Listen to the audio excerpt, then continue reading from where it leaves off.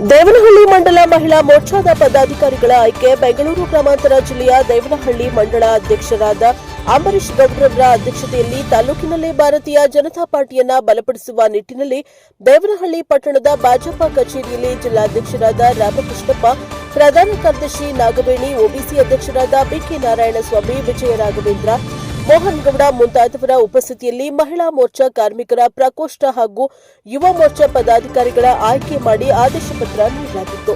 ಹಾಗೆಯೇ ವಾಲೆ ಮತ್ತು ನೇತೃತ್ವದಲ್ಲಿ ಬಹಳಷ್ಟು ಯುವ ಜನತೆ ಭಾರತೀಯ ಜನತಾ ಪಾರ್ಟಿಗೆ ಇಂದು ಸೇರ್ಪಡೆಯಾದರು. ಇದೇ ಸಮಯದಲ್ಲಿ ಬುಳ್ಳಹಳ್ಳಿ ರಾಜಪ್ಪ, ದೇಸು ನಾಗರಾಜು, ತ್ಯಾಗರಾಜು, ಮುನಿಕೃಷ್ಣಪ್ಪ, ತಮ್ಮಯ್ಯ, ಅನಿಲ್, ಮಂಜುನಾಥ್, ಎಸ್ಪಿ ಮುನಿಯಪ್ಪ, ಆನಂದಗೌಡ, ಕದಿರಪ್ಪ, ವೆಂಕಟೇಶ ಗೌಡ, ನಯನ, ಆನಂದ್, ಮಂಜುನಾಥ್, ವಿನಯ್, ವೆಂಕಟೇಶ್, ಪ್ರಭು, ಯಶೋದಮ್ಮ, ಜಗದೀಶ್ ಮುಂತಾದವರು ಹಾಜರಿದ್ದರು. Bureau report Yaliyur Radhakrishna, NK report Devanahalli.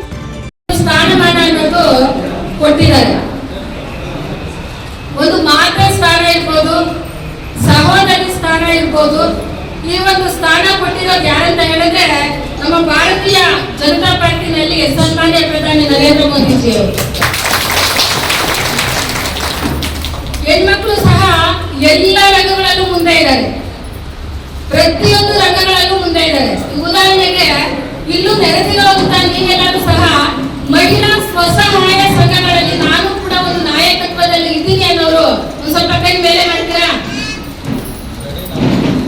ಮಹಿಳಾ ಸ್ವಸಹಾಯ ಸಂಘಗಳಲ್ಲಿ ಇದ್ದೀನಿ, ಮತ್ತೆ ಶ್ರೀ ಶಕ್ತಿ ಸಂಘಗಳಲ್ಲಿ ಇದ್ದೀನಿ, ಮತ್ತೆ ನಾನು ಕೂಡ ರಾಜಕೀಯ ರಂಗದಲ್ಲಿ ಇದ್ದೀನಿ ಅಲ್ವಾ? ಎಲ್ಲ ಸ್ಥಾನ ಇದೆ.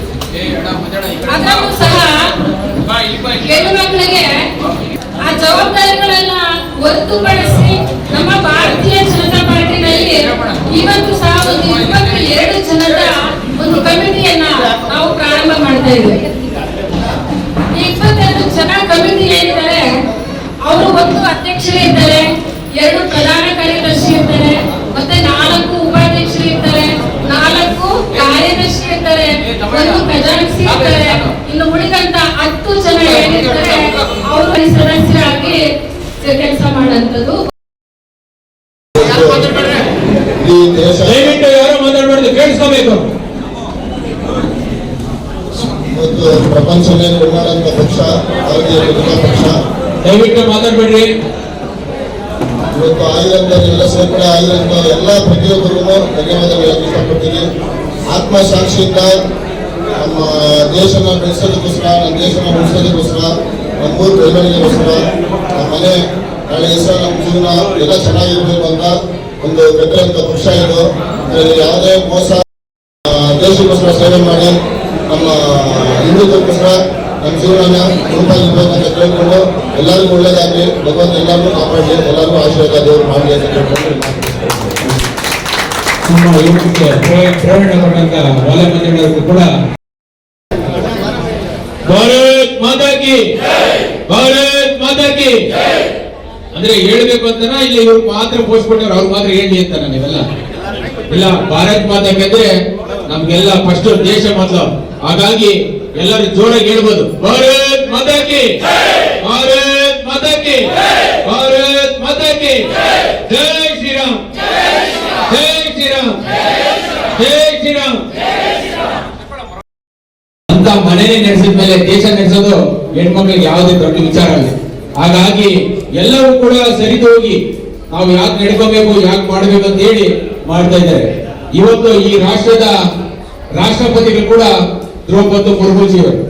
ಹಾಗಾಗಿ ಈ ದೇಶದ ಮೊದಲನೇ ಮಹಿಳೆ, ಮೊದಲನೇ ಪ್ರಜೆ ಯಾರಂದ್ರೆ ಅದು ದ್ರೌಪದಿ ಮುರ್ಮು ಅವರು.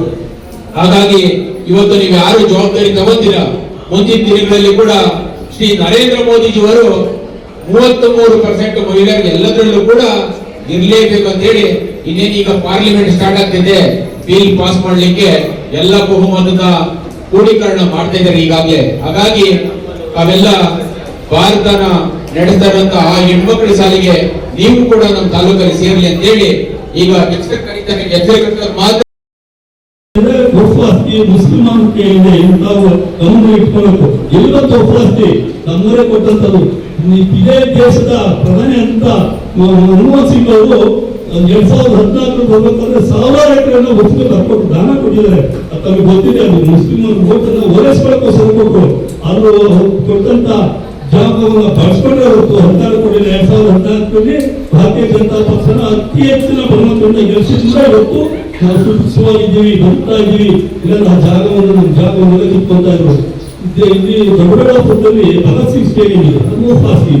ನೆಲಮಂಗಲದಲ್ಲಿ ತಾಲೂಕು ಆಫೀಸು, ಸರ್ಕಾರಿ ಹಾಸ್ಪಿಟಲ್, ದನದ ಹಾಸ್ಪಿಟಲ್ ಇದೆಲ್ಲ ಉಪವಾಸ. ಇವತ್ತು ಕೇಸ್ ನಿಲ್ಲಿಸ್ತಾರೆ, ಕೇಸ್ ನಿಲ್ಲಿಸ್ತಾ ಅದ್ರ ಬಗ್ಗೆ ಹೋರಾಟವನ್ನು ಮಾಡಿದ್ದಾನೆ. ಇಂಥ ಒಂದು ಪರಿಸ್ಥಿತಿ ಏನಾದರೂ ದೇಶದ ಈ ಅಧೋಗತಿ ನೋಡೋಕೆ ಕಾಂಗ್ರೆಸ್ನ ನೀಚ ಬುದ್ಧಿ. ಅದಕ್ಕೋಸ್ಕರ ದೇಶಕ್ಕೆ ಏನಾದರೂ ಮಾರ್ಗ ಇದೆ, ಈ ದೇಶದ ಅಧೋಗತಿ ಕಾಣೋದಂದ್ರೆ ಕಾಂಗ್ರೆಸ್ ಸರ್ಕಾರ ದಯವಿಟ್ಟು ತಾವೆಲ್ಲ ಇವತ್ತೊಂದು ಅವಕಾಶ ಇದೆ ತಮಗೆ. ಇಡೀ ದೇಶದಲ್ಲಿ SIR ಸ್ಟಾರ್ಟ್ ಮಾಡಿದ್ದಾರೆ. 20 ವರ್ಷಗಳ ನಂತರ 2002 ಆಗಿತ್ತು. ಇವತ್ತು ಮತ್ತೆ ಮತದಾರರ ವಿಶೇಷ ಮತದಾರರ ಪಟ್ಟಿ ಪರಿಷ್ಕರಣೆ ಅಂತ ಏನಿದೆ